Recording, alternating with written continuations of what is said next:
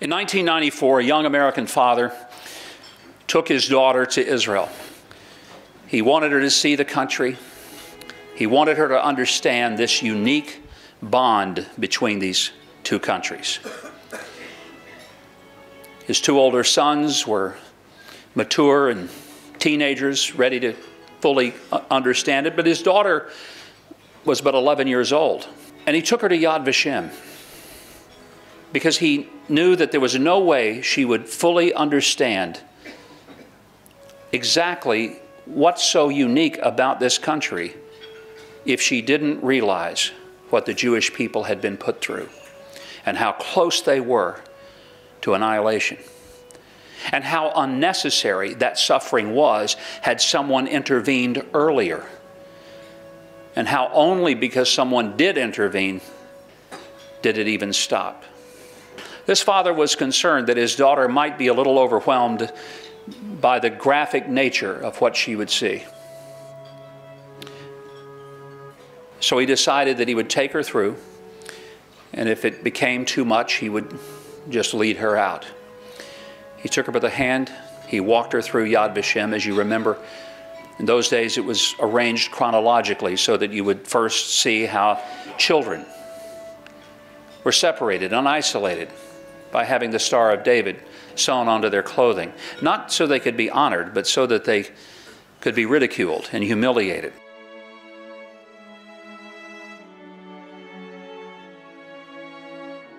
The little girl just was shocked that somebody would do this to a child. The little girl went through the part of Yad Vashem that depicted the Warsaw Ghetto, the horrors that were inflicted upon the Jewish people who were herded into that hideous environment. And when the little girl came to the depictions and the pictures and the artifacts from the Nazi death camps, including Auschwitz and Birkenau, to which I've been 3 times,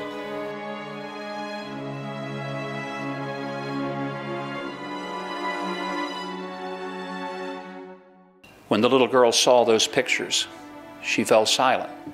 She stared. She read all the captions under the photos. When the little girl came to the end of Yad Vashem, you may recall that there's a guest book. It's possible to take a pen and write one's name and address. And then there's a space for comments. And the little girl reached into her dad's pocket and took a pen. And she started writing her name and address, and then she paused for a moment. The dad was looking over her shoulder to see what she might write, to see, did she get it? Does she understand? With the dad looking over the little girl's shoulder, all of 11 years old, he watched as she wrote in childish scrawl these words, words he'll never forget. She simply wrote this: "Why didn't somebody do something?" To an 11-year-old, it became so clear. And she asked a simple question: why didn't somebody do something? That's all she wrote. She put the pen back in her father's pocket. The little girl didn't say a word for almost 4 hours. But the father never, ever had to ask, why do people need to stand up and speak up when lies and persecution are happening, whether they're happening to you or not? If they happen to someone else, it's only a matter of time before it happens to you. And by the way,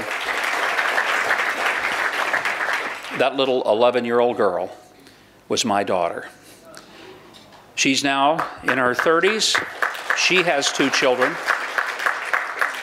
And one day I will take those grandchildren to Israel, and I hope that they too will understand that they have to be the somebodies willing to do the something. And so do all of you. Thank you, and God bless you. Honor to be with you.